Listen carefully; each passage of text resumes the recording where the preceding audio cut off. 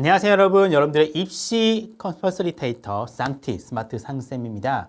자, 이제 중학교에서 고등학교로 넘어가는 친구들 굉장히 걱정이 많을 거라 생각이 듭니다.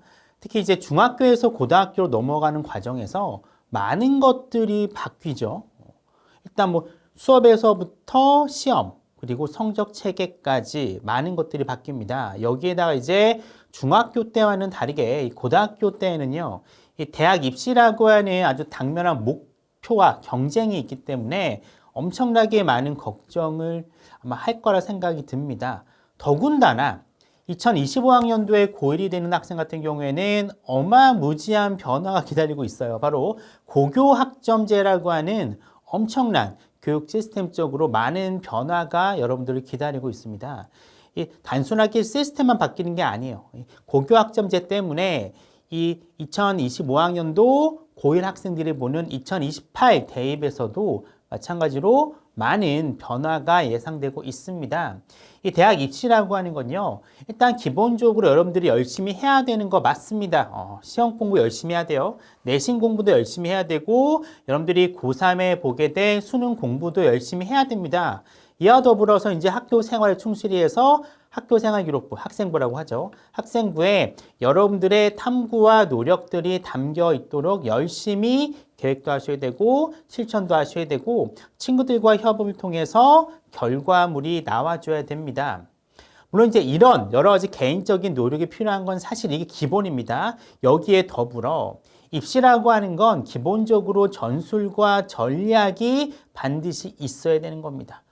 물론 기본적으로 열심히 하면은 그 열심히 한 것에 대한 대가가 나오기도 합니다. 하지만 여기에 전술과 전략이 덧붙이면은 여러분들의 노력과 더불어서 플러스 알파라고 하는 훨씬 더 좋은 결과물이 기다리고 있기 때문에 조금 더 고민해 보시고요. 전략적, 전술적으로 접근해 가는 게 가장 좋다라고 말씀드리고 싶습니다. 그래서 강남인간거처 쌍티 스마트 상근쌤이 준비했습니다. 중학생을 위한 고교학점제 기반 고교 생활 백서라고 하는 강의인데요. 총 11강으로 구성되어 있고요. 1강부터 11강까지 차근차근 보시면 중학교 때와 고등학교 때 이렇게 다르고 고등학교 때 올라가서는 이런 활동을 해야 되는구나. 특히 고등학교 생활에 좀 더 적응하고 좀 더 발빠르게 움직이기 위해서 고등학교 가기 전에 이러한 것들을 미리 해놓으면 좋겠구나라는 것들을 분명히 알게 될 겁니다. 자, 이번 시간 그 첫 시간이고요. 첫 시간은 제가 방금 말씀드렸었던 이 고교학점제가 도대체 무엇이냐에 대해서 다뤄보겠습니다. 고교학점제가요, 딱 보면은 결과는 단순합니다만 이로 인해 파생되는 이 여파가 굉장히 크거든요. 이를 고려하면서 여러분들의 고교 생활을 한번 계획해보는 시간을 가져봤으면 좋겠습니다. 준비되셨죠? 저 쌍티와 함께 출발하는 고교학점제, 이제부터 본격적으로 시작하도록 하겠습니다. 자, 1강이고요. 고교학점제 과연 무엇인가? 도대체 얘가 뭐길래 대한민국의 입시가 이렇게 흔들고 있는가? 하나씩 설명해 드리도록 하겠습니다. 이 고교학점제는요, 간단해요. 기초 소양, 기본 학력을 바탕으로 해서 진로 적성에 따라 과목을 선택하여 이수하고 이수 기준에 도달한 과목에 대해 학점을 취득 혹은 누적하여 졸업하는 제도를 얘기합니다.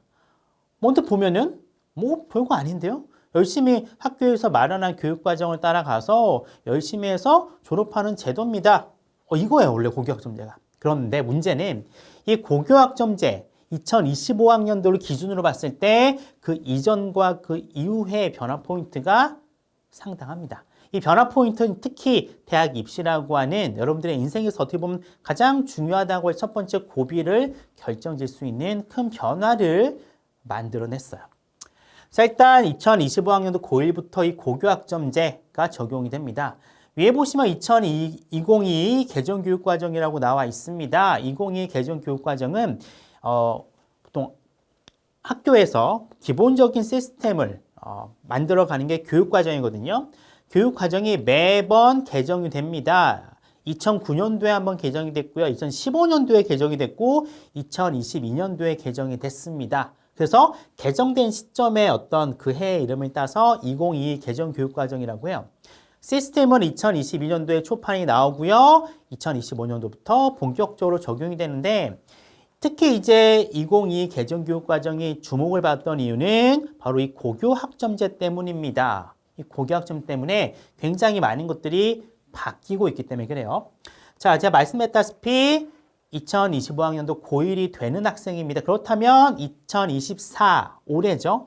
올해 같은 경우에 중3 학생들이 고등학교 들어갔을 때 적용되는 시스템이다라고 보시면 됩니다. 가장 큰 포인트는 이전과는 다른 성적 체계를 가지고 있다는 거고요. 과목도 상당히 많이 바뀌었습니다. 이전에도 과목이 바뀌긴 했는데 이번만큼 그전 2015 개정교육과정이 있었던 어떤 과목 이름보다 엄청나게 많은 것들이 바뀌게 돼서 거의 대부분의 이름들이 바뀌게 됐습니다. 특히 이제 고교학점제이기 때문에 지금도 이제 고등학교 언니 오빠들 그리고 뭐 형 누나들이 과목 선택이라는 걸 하거든요. 외국적 과목 선택을 하게 되는데 이전에 비해서 상당히 많은 과목 선택이 이루어지고 있어요. 근데 고교학점제 시스템 하에서는 이보다 훨씬 더 높은 자유도가 주어지게 됩니다. 그래서 여러분들이 고1 때는 선택의 여지가 없거든요. 고1 때는 공통교육과정으로 쭉 가는데 고2 때부터 여러분들이 배우고 싶은 과목을 여러분들이 직접 선택을 해서 배우게 됩니다. 특히 이게 개인별로 과목을 선택하다 보니까 중간중간 한 일주일에 2번 정도 공강이 있을 수도 있어요. 공강이 뭔지 아시죠? 수업과 수업 사이에 수업이 없는 때를 얘기합니다. 보통 우리가 공강이라고 하는 거는 대학교 가면 생겼는데 이제 고등학교 때부터 공강이라고 하는 게 생기고 있어요. 지금도 고1하고 고1 같은 경우에는 공강이 있습니다. 있는데 이 학생들 같은 경우에는 개개인 공강보다는 한 반 혹은 두세 반이 엮여서 혹은 학년이 엮여서 공강이 생기는데 이제부터는 개인별로 시간표가 달라지기 때문에 개인적 공강이 생기게 됩니다. 근데 공강 때 뭐 할까요? 여러분들 마음대로 캠퍼스, 즉 학교를 막 돌아다니는 게 아니에요. 이 공강 시간에는 아마 학교에서 지정 장소를 정해 줄 겁니다. 지정 장소에 가서 소위 얘기하는 자습을 하게 됩니다. 혹은 뭐 학교마다 프로그램이 있겠지만 이 개인별 공강일 가능성이 높기 때문에 아마 자습을 하게 될 가능성이 높다라고 생각이 들고요. 일주일에 하나에서 2개 정도 생기는 공강 시간을 너무 잘 활용하셔야 됩니다. 왜? 고등학교 가면 할 게 굉장히 많거든요. 그리고 이제 중요한 포인트가 뭐냐면은 이 최소 성취 보장이라는 게 생깁니다. 지금도 있긴 한데 이때부터는 명확하게 명시가 돼요. 이게 뭐냐면 예전에는 이 졸업이라고 하는 걸 했을 때, 고등학교 졸업을 했을 때 그냥 수업만 잘 따라오면 됐어요. 성적과는 상관없이 이 학생이 출석 일수가 3분의 2 정도 이상이 되면은 거의 다 졸업을 시켜줬습니다. 자, 근데 여기에 뭐가 추가되냐면은 성적 조건이 추가가 돼요. 좀 짜증이 나죠? 자, 100분위로 봤을 때 이 학생의 성취도가 40% 미만이다 라고 하면 이 학생은 그 해당 과목을요 다시 재이수해야 돼요. 물론 대학교처럼 똑같은 과목을 다시 듣는 건 아닙니다. 학교별로 아마 만들어 놨을 거예요. A라는 과목을 만약에 이수를 못했어요. 40% 밑으로 떨어져. 그러면은 아마 방과 후라던가 방학 시간을 이용해서 아마 기초 과목, 그 해당하는 수업을 개설을 할 겁니다. 그래서 그 수업을 들음으로써 재이수가 되는 과정을 거치게 돼요. 어찌됐든지 간에 예전에는 그냥 출석만 하면 졸업을 할 수 있었는데 어쨌든 여기에 성적 조건이 걸리기 때문에 40% 미만으로 떨어진 과목 같은 경우에는 방학 같은 걸 통해 가지고 재이수를 해야 된다라고 보시면 될 것 같습니다. 자, 수업 시간도 뭐 변화가 있을 거라고 하긴 하지만 제가 봤을 때는 그렇게 큰 변화는 없을 것 같긴 해요. 왜냐하면 고교학점제가 수업의 변화를 이끌어내는 것은 아닙니다. 단지 이제 교육 과정의 시스템, 성적 체계의 시스템, 요것만 바꾸는 과정이기 때문에 수업은 아마 지금 고등학교 학생들이 하는 수업대로 진행될 가능성이 높아요. 자, 주당 32시간의 수업입니다. 요건 지금도 이제 적용되고 있어요. 32시간 수업이라고 하면은 아마 7교시가 2번 정도 있을 거고 6교시가 3번 정도 있는 이 양을 얘기하거든요. 보통 76667이던가 77666으로 아마 진행이 될 겁니다. 근데 여기 공강이 들어가게 되면은 실질적으로 여러분들 시간표는 아마 7776 혹은 7776 혹은 77776이 될 수도 있어요. 실제로 하는 수업은 32시간이긴 하지만 여러분들이 끝나는 시간은 공강이 있기 때문에 조금은 달라질 수 있다라고 생각하시면 될 것 같고요. 일단 지금까지는 반별로 시간표가 나갔습니다. 물론 반별 시간도 나가고 중간에 이제 이동 수업이라고 해서 막 이동을 해서 듣는 수업이 있는데 이제부터는 약간 과목 선택의 폭이 넓어지기 때문에 아마 개인별로 공통 과목 말고 아마 개인별로 시간표가 짜지게 될 가능성이 높습니다. 자, 당연히 아까 말씀드렸던 공강 시간에 발생될 수밖에 없거든요. 왜냐하면 우리나라가 아직까지 이 학교 공간이라고 하는 게 이 모든 학생들의 다양한 과목 수요를 충족시킬 만큼의 공간을 가지고 있지는 않습니다. 당연히 선생님들도 부족하고요. 그러다 보니까 이제 학생들 간에 이제 공강이 생겨요. 아마 이때는요, 홈베이스라고 하는 학교에 지정된 공간에 가서 아마 자습을 하게 될 겁니다. 홈베이스라고 하는 공간 아마 도서관이 될 수도 있고 아니면은 좀 남는 교실, 열람실 같은 곳에 배정을 해서 아마 선생님이 계실 거예요. 거기서 수석 체크하고 거기서 이제 아마 자습을 하게 될 가능성이 높거든요. 특히 이 공강 시간은요, 일주일에 2-3시간 정도 되기 때문에 꼭 여러분들이 활용을 잘 하셔야 됩니다. 고등학교는요, 중학교와는 다르게 학습량이 굉장히 많아요. 중학교 때는 기본적으로 내신만 준비하면 됐습니다. 그리고 어떤 친구들은 고등학교 선행까지 가긴 했는데 대학교 때와는 공부량 자체가 너무 차이가 나요. 내신 같은 경우도 중학교 때는 벼락치기가 통하는 시험이긴 했지만 고등학교 같은 경우에는 시험 범위가 너무 많아요. 내용도 어렵기 때문에 벼락치기가 불가능하고요. 당연히 시험 범위도 많습니다. 여기에 이제 수능이라고 하는 것까지 준비를 해야 되기 때문에 학습량이 굉장히 많아지거든요. 이 학습량을 채우기 위해서 여러분들이 많은 시간을 투자해야 되는데 아마 이 공강 시간 활용해 주시면 나름 쏠쏠하게 여러분들의 성적을 올리는데 큰 도움이 되지 않을까 싶습니다. 최소한 공강 시간 여러분들 하지 말아야 될 게 뭐냐면은 잠만 안 자면 돼요. 휴대폰만 사용하지 않으면 됩니다. 여러분들이 원하는 대학교에 가기 위해서는 중학교 때와는 다르게 여러분들이 약간의 희생을 할 필요가 있어요. 뭐 노는 거, 자는 거, 휴대폰 하는 거 이런 거 다 하면서 공부하면은 여러분들이 원하는 대학에 못 갑니다. 왜? 대학은 경쟁을 통해서 가요. 누구나 원하는 좋은 대학교는요, 인원수가 한정되어 있습니다. 더군다나 여기에 들어가고 싶은 사람은 되게 많아요. 여러분들이 같은 학년에 있는 친구들도 많은데 재수생, 삼수생 등등의 졸업생들도 여러분들과 같은 대입의 경쟁 상대이기 때문에 굉장히 경쟁이 치열합니다.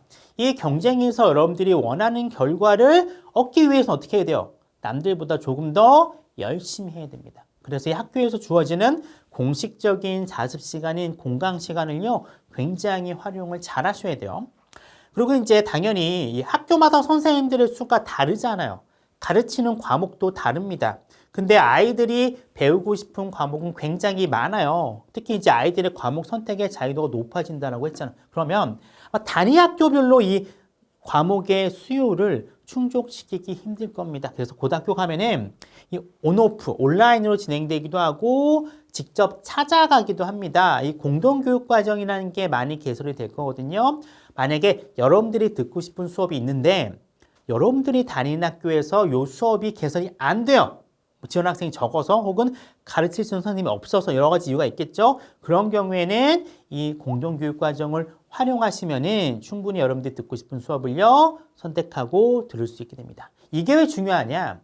대학에서 특히 이제 학생부 종합전형에서는 이 공동교육 과정을요, 아주 굉장히 높게 평가하거든요.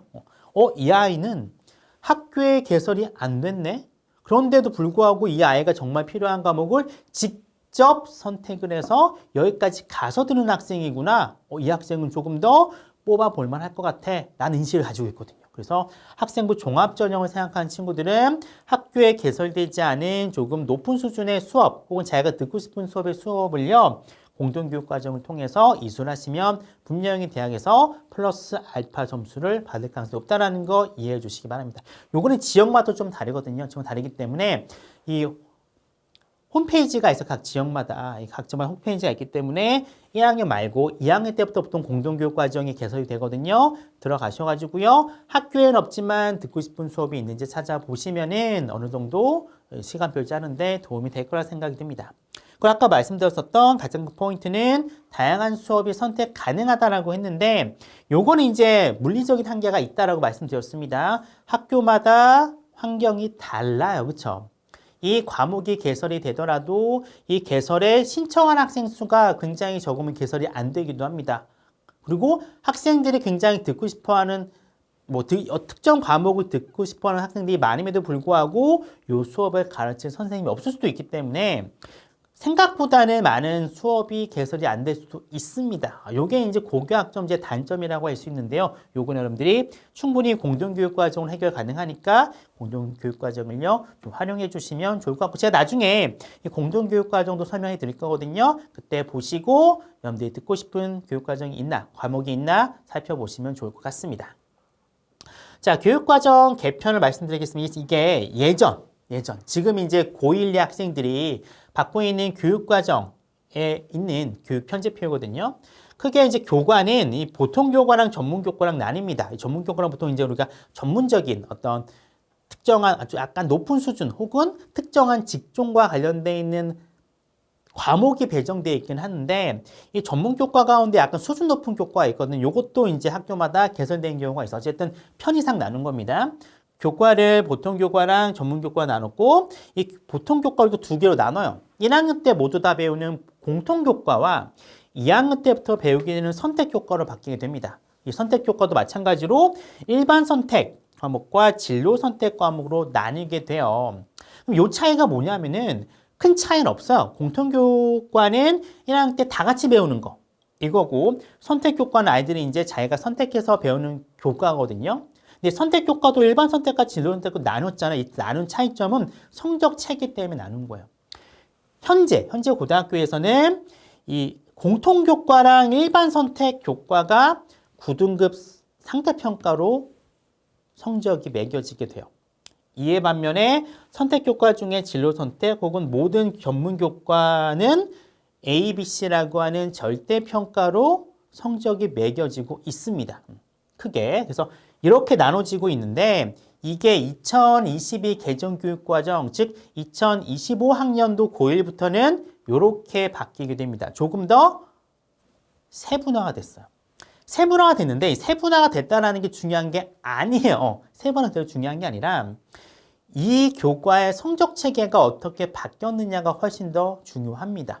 이게 뭐 공통교과냐, 일반 선택이냐, 융합 선택이냐, 진로 선택이냐, 전문 교과냐? 요건 이제 중요하지 않습니다. 뭐가 중요해요? 각각의 교과에 해당하는 성적 체계가 뭔지가 중요한데 예전에 아까 말씀드렸다시피 공통교과랑 일반 선택 교과를 빼고는 다 절대평가였어요.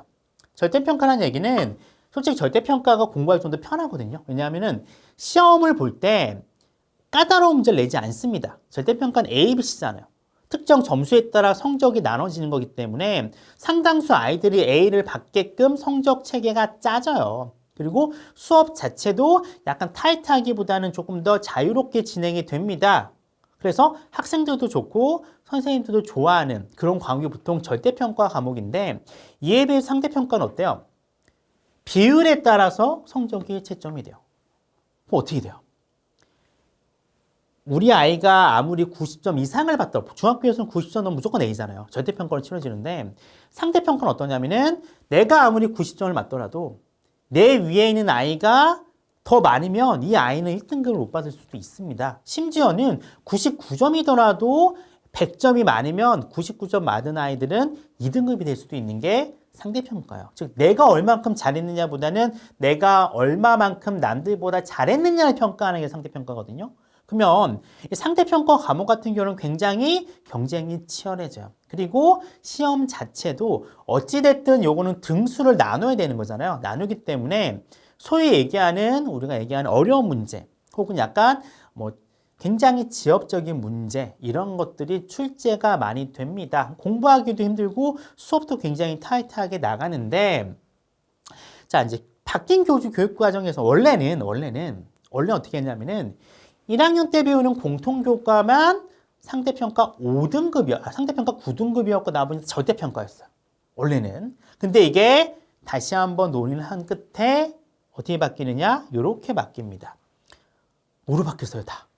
상대평가로 바뀝니다. 물론 이제 등급은 또 허용하겠지만 5등급으로 받긴 하지만 어찌됐든 예전에 진로 선택, 즉 공통교과랑 일반 선택 빼고는 다 절대평가였는데 이제는 어떠냐? 다 상대평가예요. 융합 선택 중에서 딸랑 9개 과목, 사회랑 과학에 걸려있는 9개 융합 선택만 절대평가고요. 나머지 모든 교과는 다 상대평가로 바뀝니다. 요게 가장 큰 차이점이라고 보시면 돼요. 물론 이 상대평가가 9등급에서 5등급으로 바뀌기 때문에 등급당 비율이 늘어나요. 그래서 뭐 최상위권 같은 경우는 확실히 여유가 생기긴 했지만 문제는 좀 여유가 있었던 절대평가가 거의 다 사실상 사라지기 때문에 오히려 이거는 고등학교 올라왔을 때 부담으로 작용할 수밖에 없습니다. 어쨌든 교육과정은 이렇게 바뀌게 됐다라는 거. 그냥 이거 아시면 됩니다. 이거 외울 필요는 없어요. 그렇죠? 이렇게 바뀌게 되었고 가장 큰 포인트는 다 뭐로 바뀌었다? 9개 과목 빼고 상대평가. 비율에 따라서 등수에 따라서 성적이 매기게 되는 상대평가로 바뀌게 됐다라는 게 가장 큰 포인트다라고 보시면 됩니다. 자, 이제 당연히 수업 말고 중학교 때 많이 하시죠. 창체 활동도 있습니다. 그렇죠? 보통 우리가 자동봉진이라고 많이 해요. 뭐 중학교 때는 이걸 거의 신경 쓰는 친구들이 없었어요. 그냥 요 창체 시간은 동아리 즐겁게 놀거나 교육을 받는 거야. 대부분 다 모든 아이들이 그렇게 신경 쓰지 않았습니다. 그렇죠? 근데 고등학교에서는 이 창의적 체험 활동이 굉장히 중요해요. 왜? 요건 다 학생부에 기록이 되고요. 학생부에 기록된 거의 모든 것들은 대학에 갈 때 지원자를 평가하는 굉장히 중요한 평가 요소가 되기 때문에 고등학교에서 하는 창체 활동은 상당히 중요도가 높습니다. 근데 이것도 바뀌게 돼요. 예전에는 이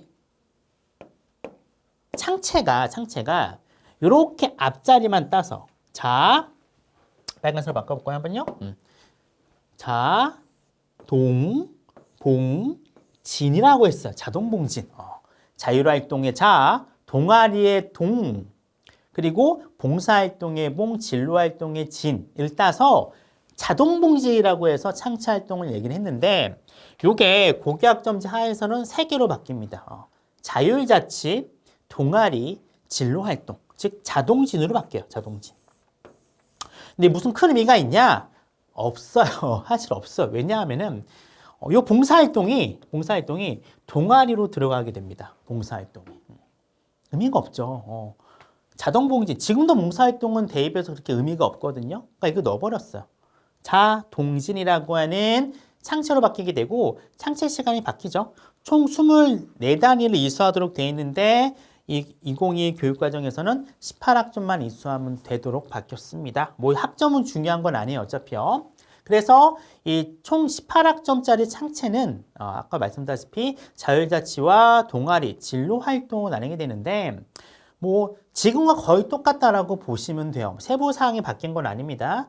자율자치에는 주제탐구활동, 적응 및 개척활동, 프로젝트형 봉사활동, 사제활동, 공동체 자치활동, 지역 연계활동이라고 돼 있지만 결국 뭐냐면은 학교 행사죠. 학교 행사. 얘는 학교 행사예요. 학교 행사. 교육계획서에 기록이 되거나 선생님들은 이제 기한이라고 하거든요. 공식이 보고 체계인데 기한을 한 활동만 이 자율자치 활동에 기록이 되게 됩니다.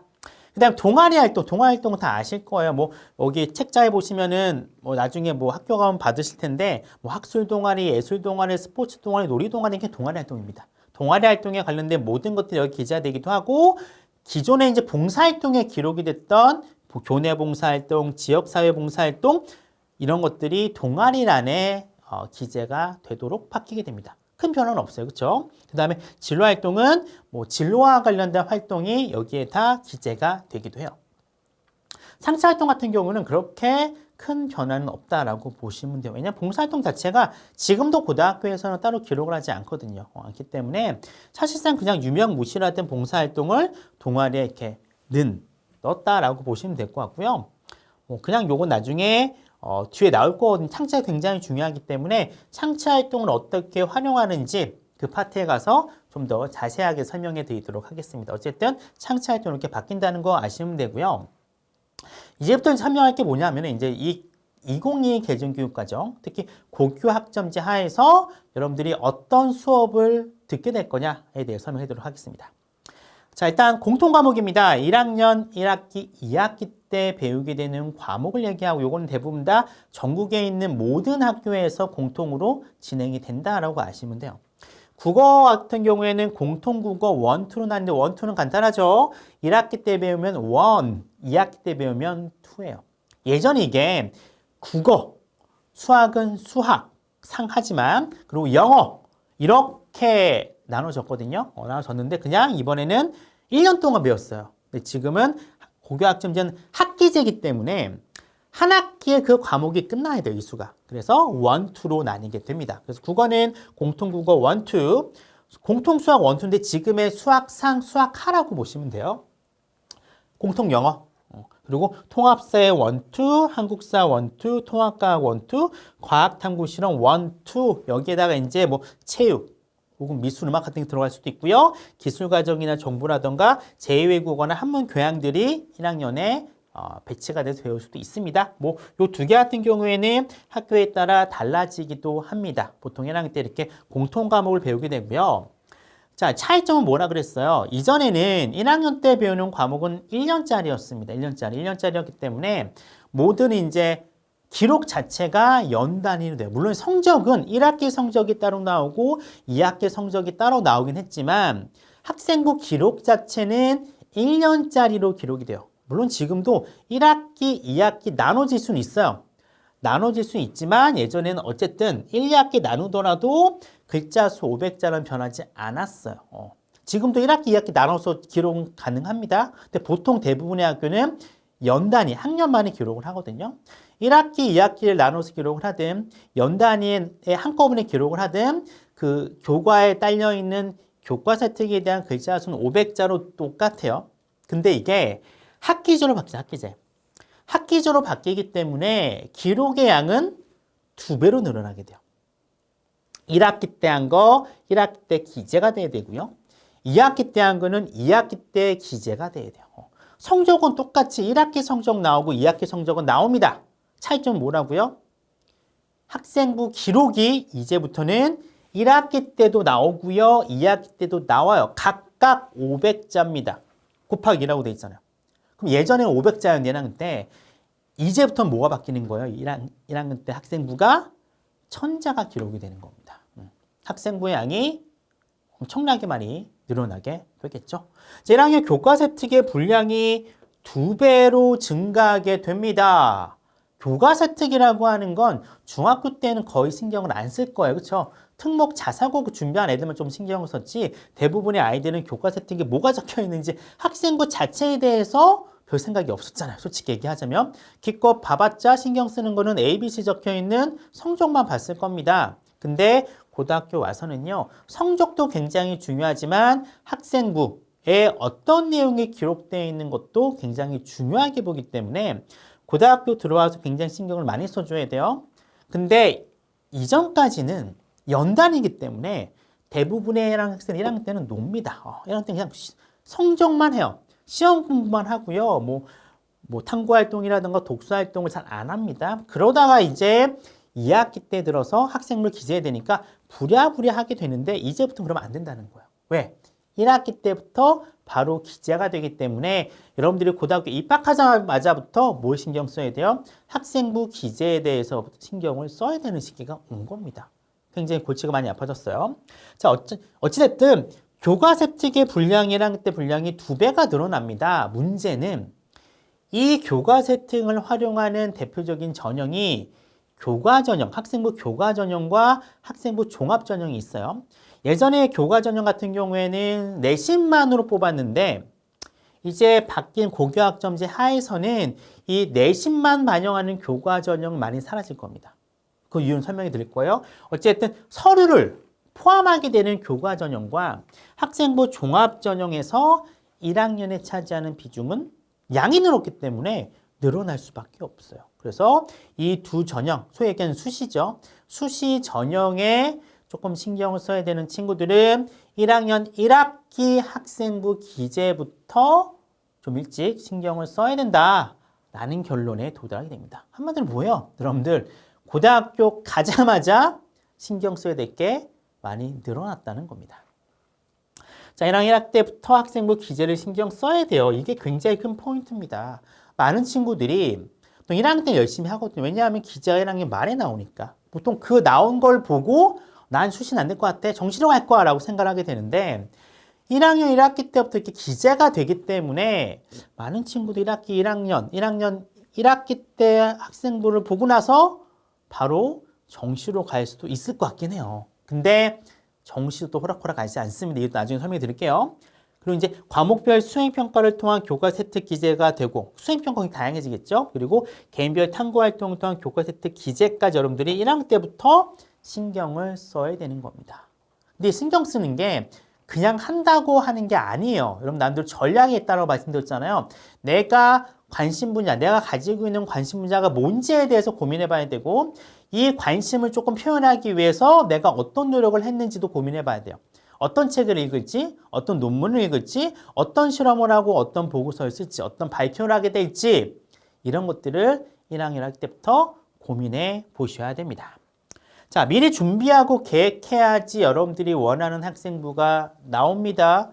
원하는 학생부가 나와야지 고등학교 3년이라고 하는 결과치를 평가하는 대입에서 성공할 수가 있어요. 자, 이제부터 1학년 1학기 때부터 학생부 기재가 바로 들어가기 때문에 시행착오를요, 이때부터 좀 줄일 필요가 있습니다. 줄이기 위해서는 뭐 해야 될까요? 미리 준비하셔야 되고요. 다행인 거는 이 강의를 듣고 있는 친구들은 이미 준비가 된 거죠.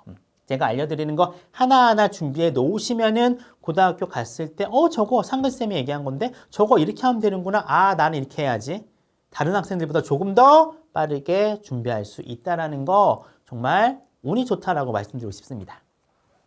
자, 선택 과목에 대해 말씀드릴게요. 자, 빠르게는 학교에 따라서 1학년 2학기 때부터 선택 과목을 넣는 학교가 있을 수도 있어요. 특히 과학 과목 같은 거. 보통은 이제 2학년 1학기 때부터 선택 과목을 선택을 하죠. 그리고 3학년 2학기 때 쭉 진행이 되는데 이제부터는 굉장히 고민하셔야 됩니다. 1학년 공통 과목은 그냥 가서 학교에서 만들어 놓은 걸 들으면 돼요. 2학년 때부터 어떻게 됩니까? 여러분들이 직접 골라야 됩니다. 물론 학교에서는 몇 가지 과목은요 지정해 놓을 거예요. 특히 국영수 같은 경우에는 이렇게 몇 과목만 딱 지정을 해야 되겠지만 그 외 나머지는 다 여러분 선택을 해야 되는 겁니다. 예전에는 이 선택을 할 때 칸막이라는 걸 했어요. 그래서 뭐 A, B, C라는 과목이 있는데 여러분들은 요렇게만 골라. C, D, E도 여기서만 골라. 이렇게 칸막이라는 걸 만들어 놨는데 이제부터 고교학점제 하에서는 요 칸막이를 어떻게 해야 돼요? 없애야 돼요. 없애고 여러분들은 어떻게 해야 되느냐? 여기서 이제 선택을 해야 됩니다. 그러기 위해서는 여러분들의 관심 분야가 뭔지 고민을 해보셔야 되고요. 각 과목이 어떤 특성이 있는지도 미리 고민하셔야 돼요. 왜? 과목 선택은 그 직전 학기에 고르기 때문입니다. 2학년 1학기 선택 과목은 언제 고를까요? 맞아요. 1학년 2학기 때 고릅니다. 2학년 2학기 선택하면 어떨까요? 이게 정해지진 않은데 1학년 2학기 때 선택할 수도 있고 2학년 1학기 때 선택할 수도 있는데 학교의 시스템상 봤을 때 선생님들은 1년 단위로 이렇게 수업을 짜잖아요. 그러면은 아마 2학년 2학기 과목도 1학년 2학기 때 선택할 가능성이 높아요. 고등학교 입학하고 나서 바쁘게 1학년 1학기를 막 보냈습니다. 탐구활동도 하고 시험 공부도 하고 보냈어요. 그리고 여름방학 지나고 1학년 2학기 왔는데 당장 뭐부터 해야 돼요? 다음 연도에 배우게 돼. 다음 학기에 배우게 될 과목을 선택해야 되는 거야. 엄청나게 충격이 오겠죠. 자, 일단 국영수 위주로 말씀드릴게요. 자, 국어는 일반 선택으로는 이런 과목이 있고 진로 선택은 이런 과목이 있고 융합 선택은 이런 과목이 있는데 보통 이제 일반 선택은 어디에 나오느냐? 수능에 나오는 과목이 많습니다. 수능, 그렇죠? 고등학교 3학년 때 보기에는 수능 과목에 시험 범위인 과목들이 거의 다 배치돼 있어요. 국어에는 화법과 언어, 문법이죠. 그리고 독서와 작문, 독서입니다. 문학, 이걸 배우게 되고요. 수학 같은 경우에는 지금의 수원, 해당되는 대수, 지금의 수2에 해당하는 미적분 1, 그리고 확률과 통계를 배우게 됩니다. 요거 다 수능 시험 범위죠. 영어 같은 경우에 영어 1, 2, 영어 독해와 작문이고 실제 시험 범위는 영어 1, 2이긴 하지만 영어는 사실상 시험 범위가 없다라고 보시면 돼요. 이런 것들이 일반 선택이에요. 예전에는 일반 선택이 뭐였어요? 상대평가였어요. 여긴 다 뭐였냐면은 절대평가였어요. 근데 바뀌었죠. 여기 있는 게 다 뭐예요? 지금 상대평가 과목입니다. 됐죠? 자, 국어교과의 진로 선택은 이제부터 과목명이 없대요. 우리가 평상시에 알고 있는 과목명과는 조금 달라지기 시작합니다. 살짝 어때요? 대학교 선배들이 되는 대학 과목처럼 이름이 바뀌게 됩니다. 국어는 문학과 영상이 들어가요. 주제 탐구 독서가 들어갑니다.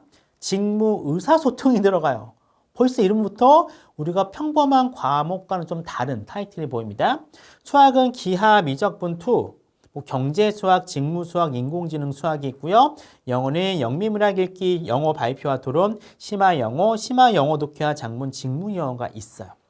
여기에 융합 선택이라고 해서 특정한 분야를 합친 게 있는데 전 솔직히 이걸 왜 이렇게 나눠놨는지 솔직히 모르겠어요. 이 기본서가 있거든요. 교육청마다. 가서 진로 선택은 이러고 융합 선택은 이런데 물론 이제 융합 선택이 약간 짬뽕된 경우는 많긴 하지만 굳이 이걸 나눠내야 돼. 어차피 고르는 건 통으로 고르는데 하여튼 나눈 것 자체 좀 웃기고요. 어쨌든 융합 선택의 과목은 국어는 독서, 토론과 글쓰기, 매체, 의사소통, 언어생활 탐구 과목이 있고요. 수학에는 실용통계, 수학과 문화, 수학과제 탐구가 있고 영어에는 실생활 영어회화, 미디어 영어, 세계 문화와 영어라는 과목이 있게 됩니다. 요 과목들은 아마 학교에 따라서 개설되는 과목이 다를 거예요. 일단 기본적인 원칙은 오픈입니다. 오픈인데 오픈되는 과목 자체도 아마 학교의 사정에 따라서 달라질 수가 있어요. 조금 약간 학생들한테 과목 선택 기회를 많이 주는 학교 같은 경우에는 선택의 폭이 넓게 있고 학교 사정상 적은 학교 같은 경우에는 선택의 폭이 적을 수도 있습니다. 이건 학교마다 다르다는 거 여러분들 인지해 주시기 바랍니다. 그 다음에 사회 과목 같은 경우는 역사도록 포함되는데 일반 선택 과목에는 세계사, 사회와 문화, 세계시민과 지리, 현대사회와 윤리인데 이제부터 사회 과목, 과학 과목은요 일반 선택이라 하더라도 수능과는 상관이 없는 과목이 돼요. 수능에 나오는 탐구 과목은 이제 바뀌었죠. 그렇죠? 나중에 설명드릴 건데 1학년 때 배우게 되는 공통사회와 공통과학이 수능에서 탐구 과목으로 들어오게 됩니다. 예전에 있었던 여러 가지 9개의 사회 과목과 8개의 과학 과목은 수능에 나오지 않게 됩니다. 진로 선택으로는 정치, 경제, 법과 사회, 윤리와 사상, 한국지리 탐구, 인문학과 윤리, 도시의 미래 탐구, 국제관계 이해, 동아시아 역세 기항이 있고요. 융합 선택으로는 여행지리 역사로 탐구하는 현대사회, 사회문제 탐구, 금융과 경제생활, 윤리문제 탐구, 기후변화와 지속가능한 세계인데 약간 다른 포인트가 있어요. 국어, 수학 같은 경우에는 어쨌든 여긴 다 뭐예요? 과목의 선택은 달라요. 이 선택의 이름은 다르긴 하지만 죄다 뭐예요? 상대평가예요. 사회과학은 다르다고 했습니다. 그렇죠? 사회과학은 일반 선택과 진로 선택에는 둘 다 5등급 상대평가예요. 그런데 융합 선택은 뭐로 되느냐? 절대평가입니다. A, B, C로 평가되는 절대평가예요. 그래서 요 과목들은 여기 있는 과목에 비해서 소위 얘기하는 조금 편하게 공부할 수 있는 과목이 될 거고요.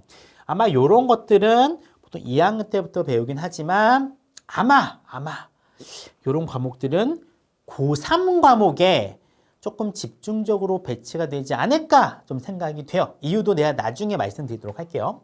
자, 과학 과목 봅시다. 요즘 굉장히 과학 이슈가 많아요. 그렇죠? 특히 많은 학생들이 자연계열로 희망하기 때문에 굉장히 중요합니다. 일반 선택으로는 기존의 물리학, 화학, 생명과학, 지구과학이 있고요. 그리고 진로 선택 같은 경우는 약간 보시면 아시겠지만 사회 과목과 과학 과목은 달라요. 사회 과목과 과학 과목의 차이점이 뭐냐면은 사회 과목은 우리 소위 얘기하는 위계라는 게 없어요. 위계가 뭐냐면은 순서입니다. 순서. A라는 게 있고 B라는 과목이 있는데 이게 다른 과목 같은 경우에는 A를 배우지 않고 B를 바로 배울 수 있어요. 근데 수학과 과학 과목 같은 경우에는 A를 배워야지만이 B를 배울 수 있는 과목이 있습니다. 순서가 있어요. 이걸 위계라고 하는데 수학 같은 경우에는 수 원투를 배워야지만이 뭐 미적분, 대수라던가 미적분 원을 배워야지만이 미적분 투를 배울 수 있거든요. 그런 위계가 있고 고급 수학을 배울 수 있어요. 사회 과목은 없어요. 사회 과목은 처음부터 정치를 선택해도 되고 한국지를 선택해도 돼요. 이런 것들을 동시에 선택할 수도 있습니다. 그런데 과학 과목은 아니에요. 보시면 아시겠지만 요렇게 묶여 있어요. 역학과 에너지, 전자기와 양자. 어디에 관련돼 있을까요? 물리학과 관련돼 있네. 물질과 에너지, 화학 반응의 세계는 뭐로 연결돼 있어요? 화학과 연결돼 있겠죠. 생물의 유전과 세포와 물질 대사는 생명과학과 연결이 돼 있을 거고요. 행성우주과학과 지구시스템과학은 지구과학과 연계가 돼 있을 겁니다. 그래서 요걸 선택해야지 요걸 들을 수 있고 요걸 들을 수 있고 요걸 들을 수 있고 요걸 들을 수 있어요. 아마 요것들은 다 언제 될까요? 1학기 때 개설이 되겠죠. 2학기 때 요걸 듣기 위해서는 여기에 전 단계를요 들어야 될 겁니다. 아마 이렇게 될 가능성이 높아요. 그래서 내가 만약에 물리학에 관심이 많은 친구들 행성우주과학과 지구시스템과학을 듣고 싶으면 지구과학을 들으셔야 돼요. 1학기 때. 요걸 듣지 않고 요걸 선택하기는 아마 힘들지 않을까 선택이 됩니다. 자, 융합선택, 융합과학 탐구와 과학의 역사와 문화, 기후변화와 환경생태 세 개죠. 요것도 마찬가지로 사회 융합선택과 마찬가지로 절대평가로 성적 체계가 매겨지기 때문에 요것도 아마 고3 때 많이 개설이 되지 않을까 싶습니다. 과학 같은 경우에는 쌍이 있기 때문에 잘 기억해 주시고요. 위계가 있다는 것도 기억해 주시기 바랍니다. 체육과 예술, 기술 과정인데 체육과 예술은 성적이 매겨지지 않습니다. P라고 해서 이수에 있느냐 미수에 있느냐만 결정적이 되고요. 거의 다 이수가 되겠죠. 기준만 넘으면. 체육은 제가 패스하도록 할 거고요. 기술 과정과 정보는 5등급 상태평가로 치러지게 됩니다. 기술 과정이 있을 수도 있고 로봇과 공학세계, 생활탐구, 창의공학 설계, 지식 제작 일반, 생애설계와 자립, 아동발달과 부모인데 상당히 세부적으로 나눠져 있습니다. 이 외에도 많은 과목이 있긴 하지만 주로 여러분들이 고민하게 될 거는 아까 나왔었던 요 부분과 이 부분을 고민해 보셔야 됩니다. 어떤 과목을 2학년 때 선택을 할 건지 1학년 때부터 고민을 해 보셔야 돼요. 그래야지 여러분들이 이거에 맞게 공부도 할 수도 있고 준비할 수도 있어요. 특히 수학과 과학 같은 경우에는 위기가 있기 때문에 순서도 꼭 기억을 하셔야 된다는 거 꼭 명심해 두시기 바랍니다. 이 과목 선택도 제가 나중에 설명해 드릴 거거든요. 그때 보시면 어떤 과목에서 어떤 내용을 다루는지 아마 쉽게 이해할 수 있을 거라 생각이 듭니다. 자, 과목 기출 시기는 아까 말씀드렸어요. 공통과목 보통 1학년 1학기 때 이수하게 되고요.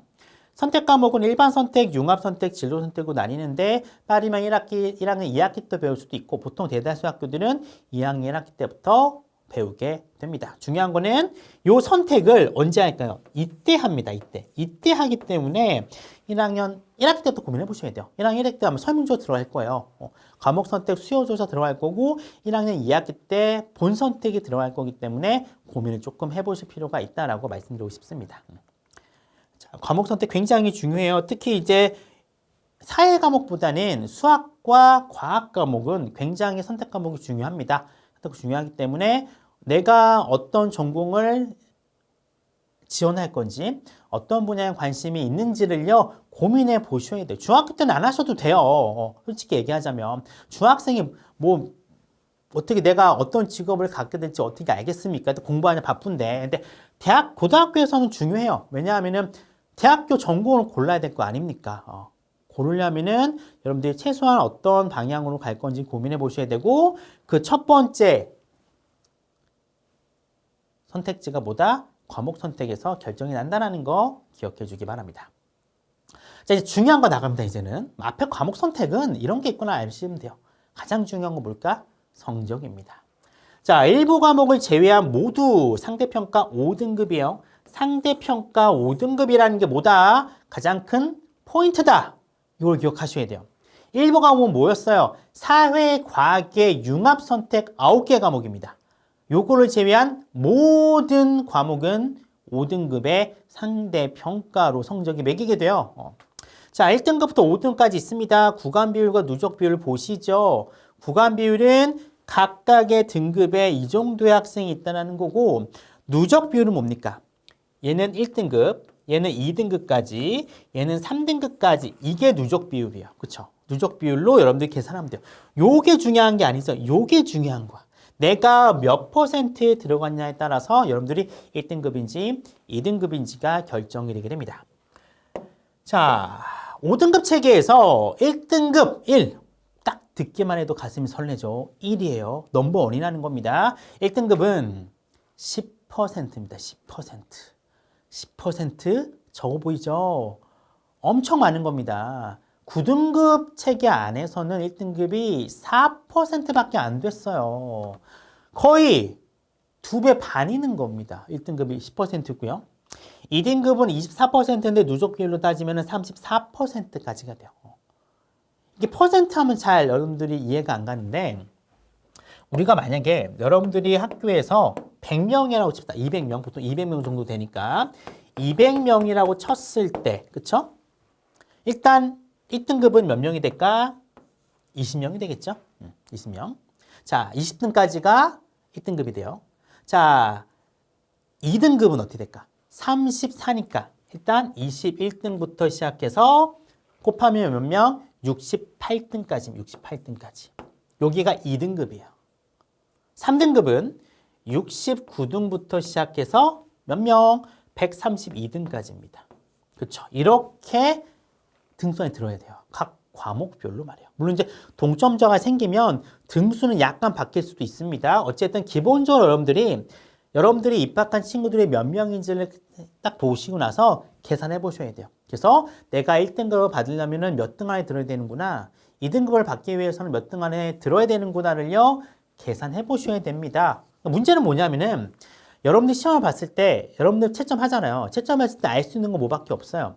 점수밖에 알 수가 없습니다. 중학교에서는 편하죠. 딱 점수를 매겼을 때 90점이네? A구나. 딱 나오는데 고등학교는 어때요? 몰라요. 여러분들의 점수만 가지고 내가 등급 몇 등급인지 모릅니다. 더군다나 모든 시험은 각 과목은 시험만으로 평가하지 않잖아요.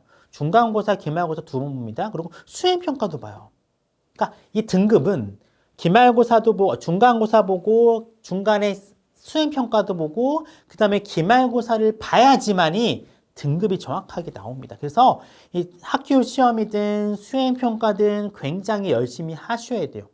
하나라도 이제 놓치게 되면은 좋은 등급을 받기가 힘듭니다. 자, 이렇게 돼요. 등수 이해 가셨죠? 자, 문제는 뭐냐면은 예전에 9등급 체계에서는 이랬어요. 그렇죠? 이상에서는 1등급은 4%, 2등급은 12 누적 비율입니다. 11%, 3등급은 23%, 4등급은 40%였어요. 그러면 대체해 봅시다. 한번. 바뀐 고교 학점제 하에서의 2등급까지 비율은 34%예요. 34%. 그러면 34%로 2등급을 받았던 친구는 지금 현재 9등급 체계 하에서는 몇 등급 받을까요? 그러면 3에서 4등급 사이 정도가 되겠죠. 아마도 3.4등급일 겁니다. 3.4등급. 3.4등급. 그렇죠? 3.4등급. 물론 이제 각 과목에서 점은 없어요. 무조건 1, 2, 3, 4로 나옵니다. 모든 과목을 합쳤을 때 이제 점이 나오는 거예요. 어쨌든 산술적으로 봤을 때 3.4등급에 돼요. 엄청나게 는 거죠. 보통 지금 9등급 하에서 2등급은요. 공부 좀 했구나라는 판단을 받는 등급이에요. 3등급은 너 못하지는 않았구나입니다. 4등급부터는 어때요? 대학들이 너 공부 좀 해야 되는데 왜 안 했니? 라고 평가받는 등급이에요. 기본적으로 입시에서 봤을 때 유의미하다라고 보는 등급이 몇 등급이었어요? 이전까지는 3등급이었어요. 3등급. 근데 이게 기준이 바뀌게 되는 거죠. 왜? 9등급 체계하에서는 3등급까지가 우리가 유의미하다라고 봤어요. 그리고 최상급, 최상위 학생들은 최소한 2등급까지는 받아야 됐거든요. 5등급으로 바뀌잖아요. 이게 어디까지 가? 2등급까지 가버려요. 그럼 어떻게 될까? 수시에서 혹은 정시에서 좋은 대학에 가기 위해서는 마지노선이 몇 등급이다? 이제 2등급이라는 거면 2등급. 2등급. 그러면 최상위권은 5, 1등급 받지 못 받잖아. 5, 1등급 받는 몇 명 된다고? 별로 없습니다. 생각보다. 보통은 1, 2를 왔다 갔다 받아요. 친구들이. 근데 이건 바뀌죠. 이제 어떻게 돼야 돼요? 무조건 이 친구들은 무조건 뭐 봐야 돼요? 이제는 1등급 받아야 돼. 왜? 예전에는 4%였는데 지금 몇 %야? 10%야. 예전에 2등급이었던 학생들도 거의 다 어디 들어가? 1등급 받는 거야. 그러면 이 고교 학점제 안에서 유의미한 등급 몇 등급이다? 2등급이라는 결론이 나오게 됩니다. 그래서 여러분들은 2등급에 들어가기 위해서 정말로 열심히 노력을 해야 돼요. 누적 비율 몇 프로까지? 34%입니다. 물론 내가 3등급 받았다고 해서 대학이 망할 건 아니에요. 내신 등급이 안 좋으면 정시에 도전할 수도 있고 논술이라는 전형도 있습니다. 그리고 학생부를 좋게 만들어서 학송의 전형도 있어요. 하지만 여러분들이 소위 얘기하는 인서울권 대학에 가기 위해서는 어떻게 할까요? 2등급을 받아야 된다는 결론이 돼요. 그리고 정말로 최상위권, 의치안의 최상위권은 1이 나와야 돼, 1이. 의치안 가려고 하는데 1이 안 나온다, 이제 못 간다는 세계가 오는 겁니다. 지금은 의치안이 지방까지 하면은 1.5까지가 한계라고 보시면 돼요. 지역인재까지 포함해서. 근데 인서울 같은 경우에는 1.1에서 끊기거든요, 의대가. 근데 지금 어떨까요? 다 어디서 끊길까? 이제는 1.0에서 끊기겠죠. 최상위권은 어찌됐든 1이라고 하는 부담이 있긴 하지만 비율이 10% 늘기 때문에 최상위권은 정말 삐끗만 하지 않으면 여유가 있어요. 4%와 10%는 정말 큰 격차입니다. 최상위권 아마 여유 있게 1등급 받을 것 같아요. 근데 그 밑에 있는 친구들은요, 어쨌든 3등급으로 떨어지지 않도록 노력하셔야 됩니다. 이게 바뀐 성적 체계 하에서 여러분들이 고민해 보셔야 될 포인트라는 거 강조드리고 싶어요. 자, 9등급에서 5등급으로 급간이 완화돼요. 그쵸? 완화됩니다. 완화되는데, 완화가 되기 때문에 상위권의 내신 경쟁이 완화되는 측면이 있죠. 4% 안에 정말 들려고 노력을 했는데 4% 굉장히 적잖아요. 100명이다. 100명이다. 그러면 얘는 몇 등까지 들어야 돼? 4등까지야. 4등까지. 그리고 선택 과목 들어가잖아요. 인원수가 확 줍니다. 어떤 과목은 20명 듣는 과목도 있어요. 20명. 20명의 4%는 몇이야? 0.8등이야. 0.8명이야. 올림에서 1등만 받습니다. 1등만 1등급 받는 거야. 1등만. 근데 이제 바뀌었잖아. 10%다. 10%. 그러면 100명 듣는 과목 같은 경우에는 10%니까 10등까지가 1등급이에요. 그쵸? 20명밖에 듣지 않지만 1등급은 몇 명이 늘어나요? 2명으로 늘어나요. 2배가 늘어나. 2배가. 많이 늘어나는 겁니다. 그렇기 때문에 최상위권에 한해서 내신 경쟁은요, 완화가 돼요. 무려 몇 프로 늘어났어? 250%나 늘어났습니다. 1등급 비율이. 그러니까 이 정도 봤을 때 최상위권의 내신 경쟁은 완화된 게 맞아요. 물론 이제 삐끗하면 굉장히 타격이 크긴 해요. 이제는요. 자, 그렇기 때문에 아까 말씀드렸다시피 유의미한 등급보다 인서울 수시에서 유의미한 등급은 2등급까지로 바뀌었다. 그리고 최상위권은 1등급은 받아야 된다라고 말씀드렸습니다. 그리고 이제 교과랑 학종에서 3등급 과목이 있다. 지금 이제 고교 학점 3등급은 지금 9등급에서 몇 등급이야? 5등급이에요. 5등급. 5등급 받고 교과에서 인서울 교과 학종 들어가요? 못 들어갑니다. 그래서 바뀐 체계하에서 상대평가 5등급에서 3등급은 굉장히 치명적으로 갈 수 있기 때문에 어쨌든 2등급 기왕이면 좀 더 열심히 해서 1등급을 받도록 노력을 하셔야 됩니다. 최상위권의 경쟁은 어쨌든 완화가 된 측면이 있어요. 하지만 실수는 조금 더 치명적으로 작용할 수밖에 없는 구조로 바뀌게 됐습니다. 자, 최상위권에게는 2등급 또 치명적이에요. 이제는요. 왜? 일하는 거 하는 거 굉장히 좋은 숫자긴 하지만 아까 말씀드렸어요. 그렇죠? 1등급이 4에서 10%로 바뀌었어요. 사실상 상대평가 체계 하에서 1등급은 이전에 몇 등급까지야? 2등급까지가 되기 때문에 그렇습니다. 그래서 최상위권 특히 의치안 같은 경우에는 1.0을 찍어야 종합 등급 1.0을 찍어야지 어쨌든 1단계는 통과할 수 있다라는 결론에 도달하게 됩니다. 자, 1, 2등급 구간의 비율 증가 보세요.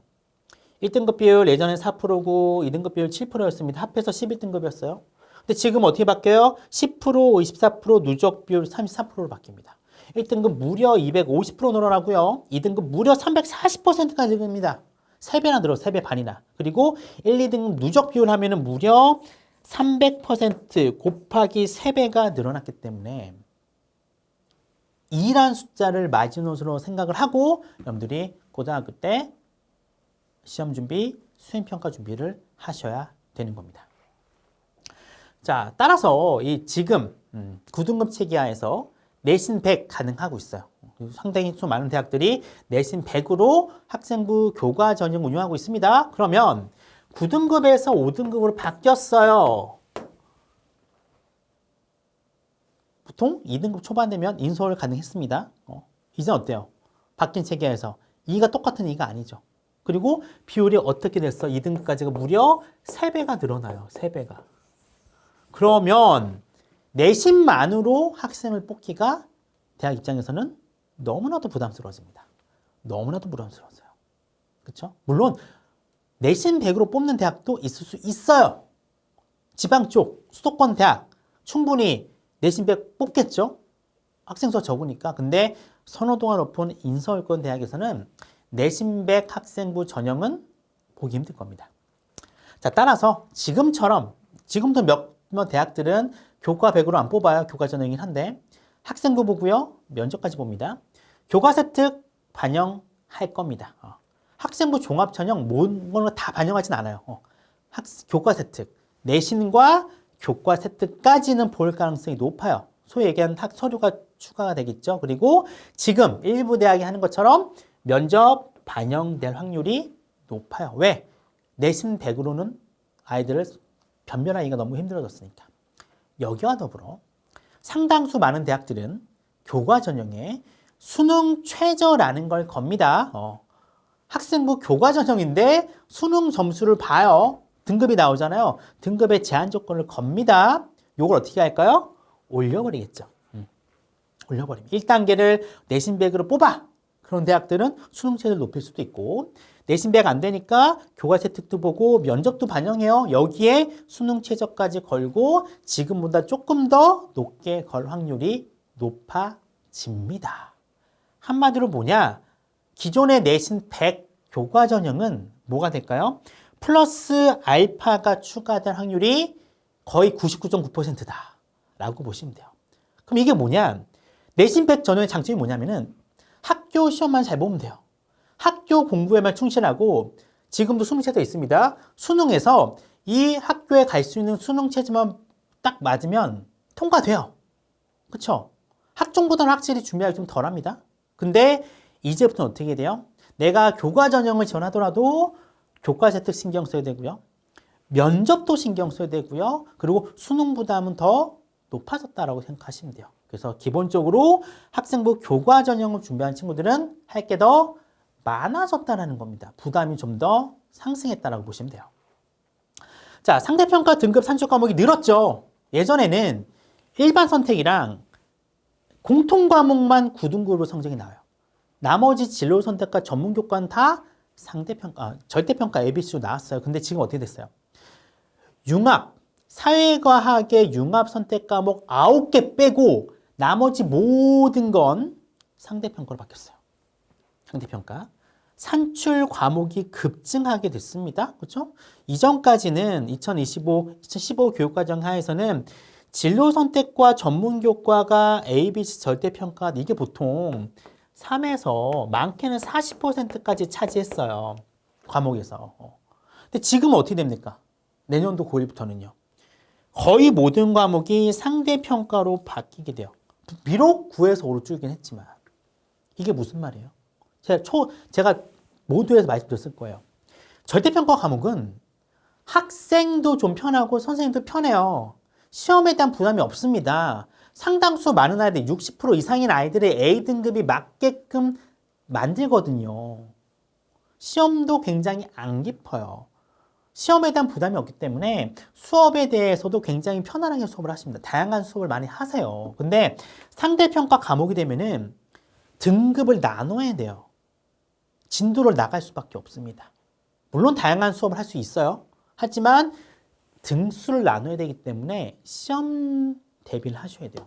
지금은 진로 선택, 전문 교과, 절대평가 과목 있죠. 고등학교 선배들 어떻게 공부하는 줄 아세요? 시험 전날에 공부하는 친구들 많아요. 시험 2, 3일 전에 벼락치기로 공부해서 A등급 받는 친구들 많습니다. 근데 이제는 어떻게 할까? 그렇게 못한다는 거야. 시험 때 분명히 진로 선택 교과가 있으면 시험 준비할 때 여유가 있어요. 그래서 상대평가 과목에다 좀 더 힘을 실을 수 있는데 이제는 다 어때요? 다 상대평가야. 힘을 뺄 수 있는 과목이 없다라는 거야. 부담이 많아졌다는 걸 얘기합니다.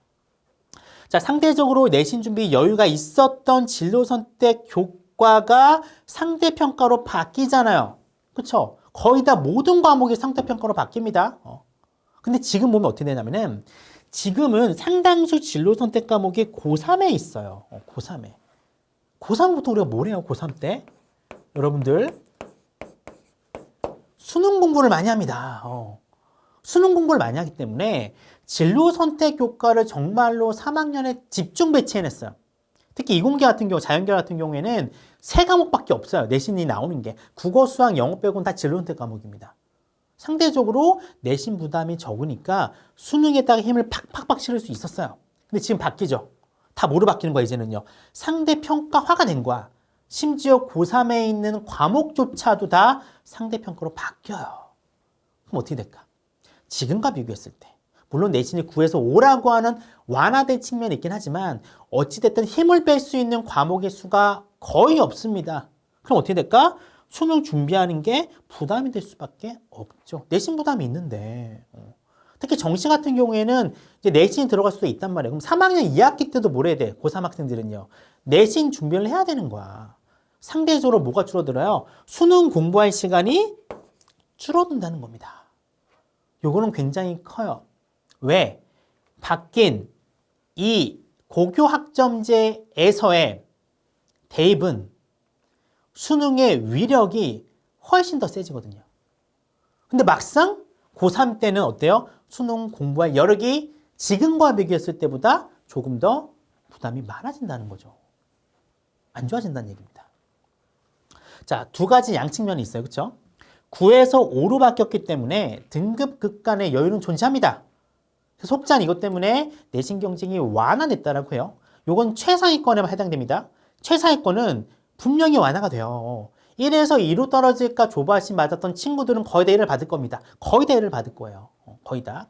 분명히 등급 간의 여유가 있어요. 근데 문제는 등급 산출 과목이 엄청나게 늘어요. 엄청 늘었다. 2배 늘었는데 특히 고3 때 상대평가 과목이 엄청 늘잖아요.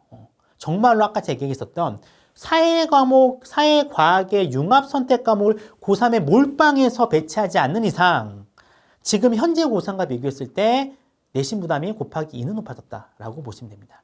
분명히 플러스적인 측면과 마이너스 측면이 상충되는 상황이에요. 근데 저는 개인적으로 봤을 때 이쪽 부담이 좀 더 크다라고 생각을 합니다. 전체 학생으로 봤을 때 이쪽도 좀 더 크다라고 생각을 해요. 자, 절대평가로 평가되는 과목입니다. 일단 기본적으로 모든 과목은 병기가 돼요. 병기가 되는 게 뭐냐? 성적 표현 나온다는 얘기입니다. 5등급도 나오고 A, B, C, D, E도 나온다는 거야. 그러니까 상대평가라고 해서 1부터 5등급만 나오는 건 아니에요. 각 과목에 A, B, C, D는 다 나와요. A, B, C, D는. 기본적으로 A, B, C, D 모든 과목이 들어갑니다. 대신에 융합선택 9개를 뺀 나머지 과목은 1부터 5라는 숫자도 같이 들어간다는 거예요. 요 차이입니다. 그렇죠? 그리고 뭐 채용, 예술, 과학, 탐구, 실험은 A, B, C만 들어가고요. 교양 과목은 패스냐 페일만 들어가요. 이수 여부만 들어갑니다. 자, 보통교과, 공통과 선택, 전문교과, 절대평가 A, B, C, D에다가 상대평가 5등급이 동시에 변개가 돼요. 그 성적표 보시면 A, B, C, D도 있고 1부터 5라는 숫자도 있습니다. 그 다음에 이제 과학과 사학의 융합선택은 1부터 5라는 숫자가 빠지는 거죠. 뭐밖에 없는 거예요? A, B, C, D, E라고 하는 절대평가 성적만 들어가게 됩니다. 정리하자면은 공통교과, 일반선택, 진로선택, 융합선택의 대다수의 과목들은 성적표에 여러분들이 받은 점수 들어갑니다. 절대평가에 해당하는 성취도 A, B, C, D 들어가요.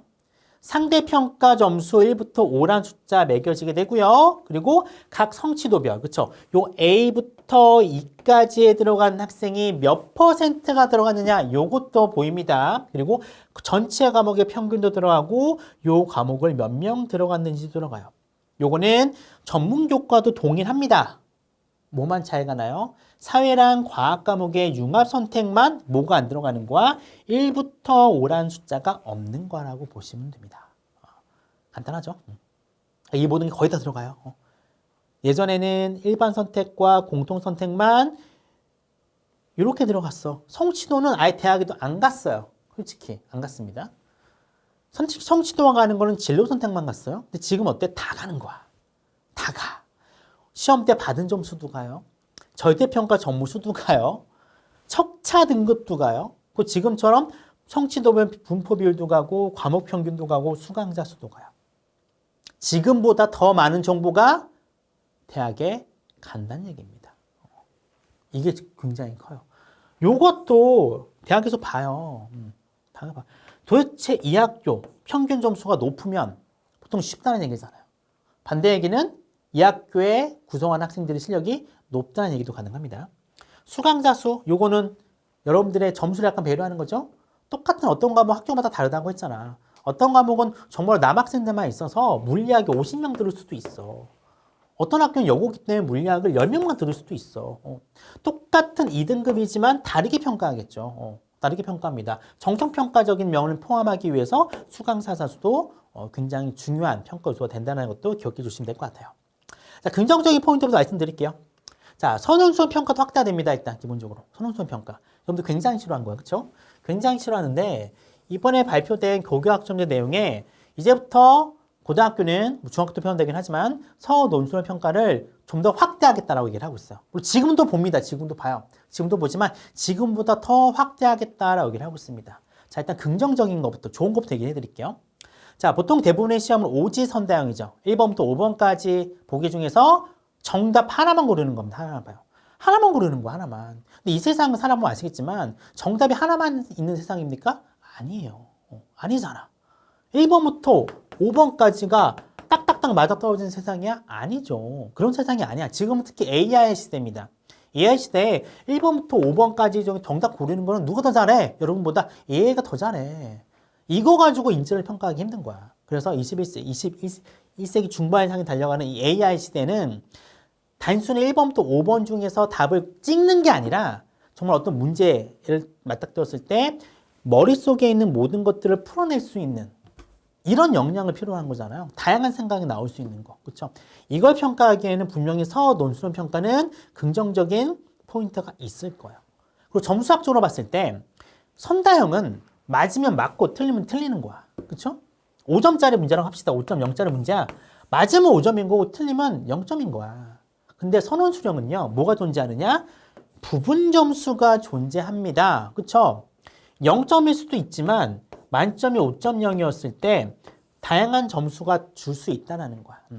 1점 받을 수도 있다는 거야. 그렇죠? 조건에 따라서. 그리고 4.9도 나올 수 있다는 거죠. 충분히 점수의 세분화가 가능하다는 겁니다. 그래서 쉽게 포기하지 않게끔 만들 수 있는 장점이 있어요. 그리고 오지선다형 같은 경우에는 문제 형태 자체가 단순하죠. 1번부터 5번까지 고르는 거니까. 근데 선행수령 같은 경우에는 정말로 다양한 형태의 문제가 나올 수도 있어요.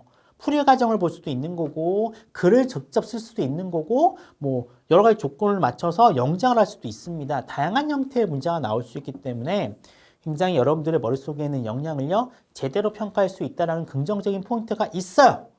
여기까지가 긍정적인 겁니다. 자, 이제 부정적인 포인트 말씀드릴게요. 자, 학교에 있지만 과연 선원수령 평가가 확대가 가능할까? 요게 일단 가장 큽니다. 왜냐?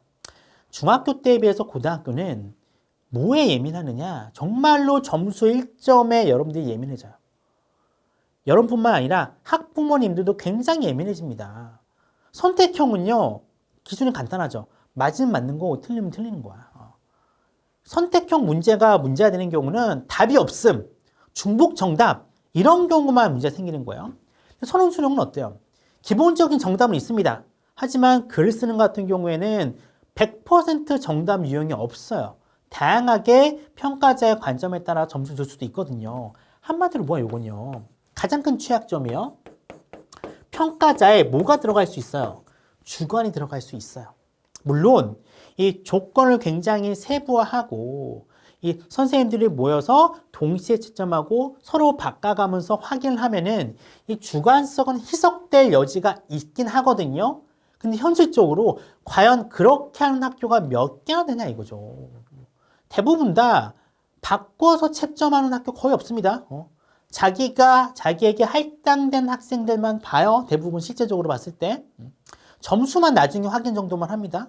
물론 그렇게 하는 학교도 있긴 해요. 하지만 굉장히 극소수입니다. 확대 굉장히 힘들어요. 물리적으로. 일단 너무 컴플레인이 많습니다.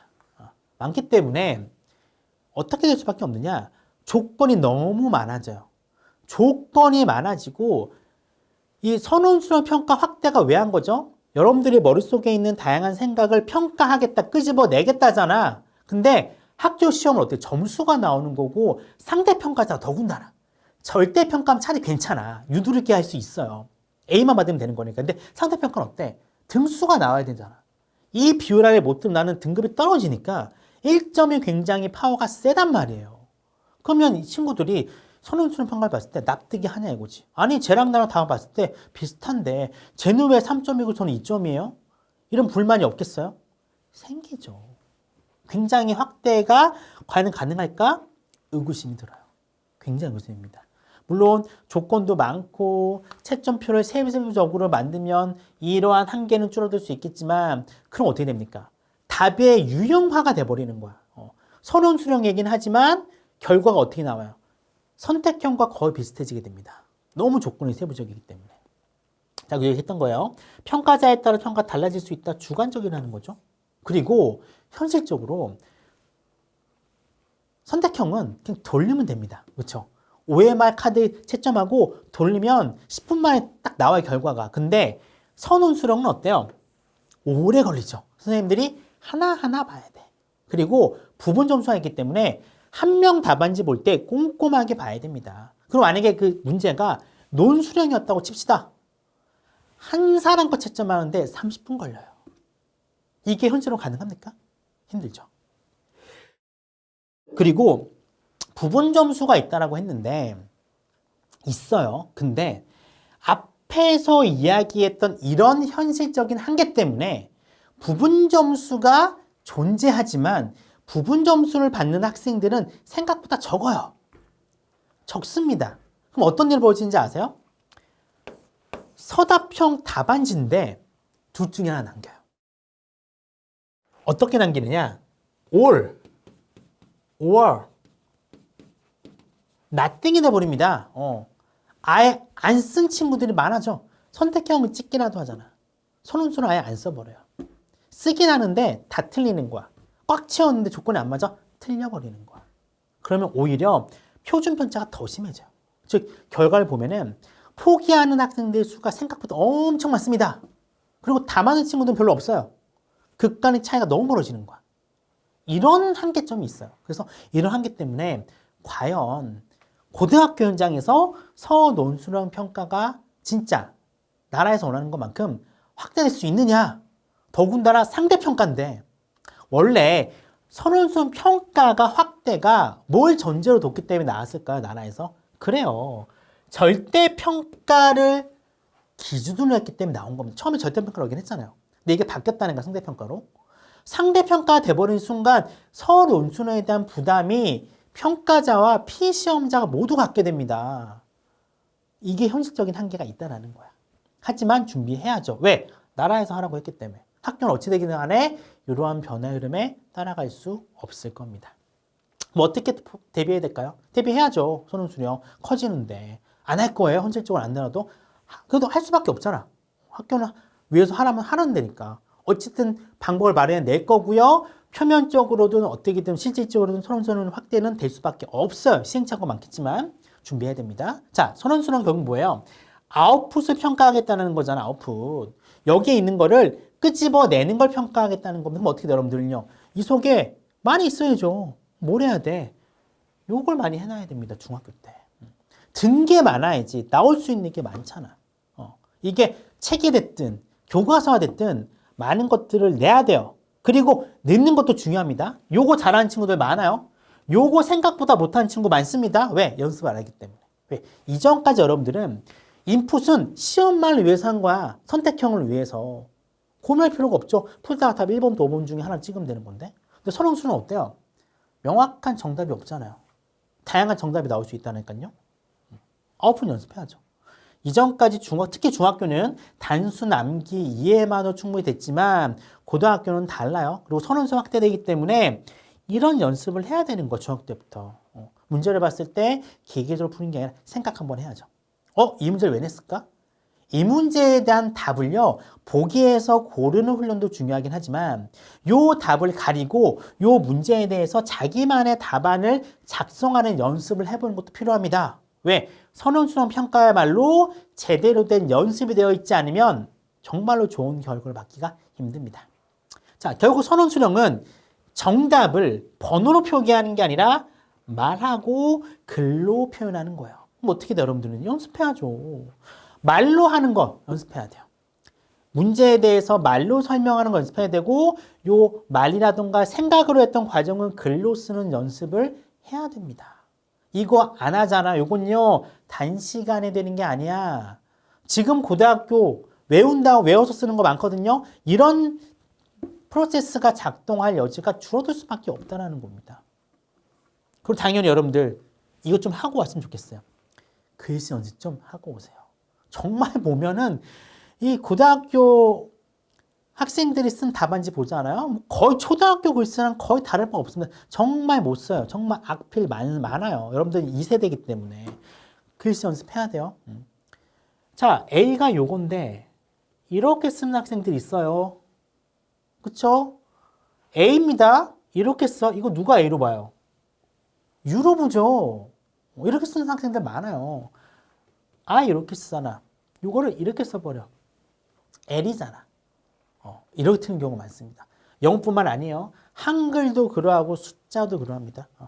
또박또박 쓰는 연습을 미리 하셔야 돼요. 뭐 하면 될까? 필사 연습을 좀 하셔야 됩니다. 공부 미리 하는 것도 중요하긴 하지만 글로 써보고 말로 하는 연습 중학교 때부터 하셔야 돼요. 하루에 30분씩만. 많이 할 필요도 없어. 하루에 30분 정도만 연습하시면 충분히 고등학교 와서 선행수 확대되더라도 크게 무리 없이 적응할 수 있게 됩니다. 자, 포인트 말씀드릴게요. 자, 2025학년도 고1부터 적용이 됩니다. 지금 중3부터 적용이 된다는 거예요. 상대평가 5등급 내신평가로 바뀝니다. 9에서 5로 바뀌어요. 모순점이 있다고 했어요, 분명. 내신 과목 수는 증대합니다. 내신 부담이 커져요. 반면에 9에서 5로 줄기 때문에 급간 경쟁은 줄어듭니다.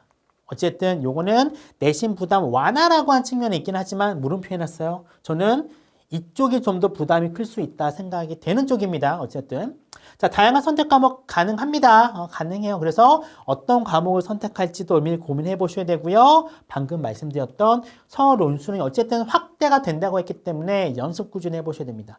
인풋도 중요하지만 요거를 끄집어내는 연습 굉장히 중요하다라고 말씀드리고 싶어요. 자, 중학생을 위한 고교학점 기본 고교생활 106시간이었습니다. 조금 긴 시간이었는데 너무나도 중요하기 때문에 제가 시간을 많이 할애해서 말씀드렸거든요. 다음 시간 이것보다 더 중요한 거 나갑니다. 고교학점제는 고교 시스템의 변화예요. 이게 왜 우리가 중요하다고 할까요? 바로 입시에서의 엄청난 변화가 나오기 때문에 중요합니다. 다음 시간은 요 2025학년도 고1 학생들이 고3이 돼서 치르게 될 대입 2028 대입 전형의 변화에 대해서 설명하는 시간 가져보도록 하겠습니다. 고생 많이 하셨고요. 여러분들 고민 많이 해보시고 고등학교 진학했을 때 좋은 결과를 볼 수 있도록 열심히 노력하시고 제가 열심히 도와드리도록 하겠습니다. 다음 시간에 만나 뵙도록 하겠습니다.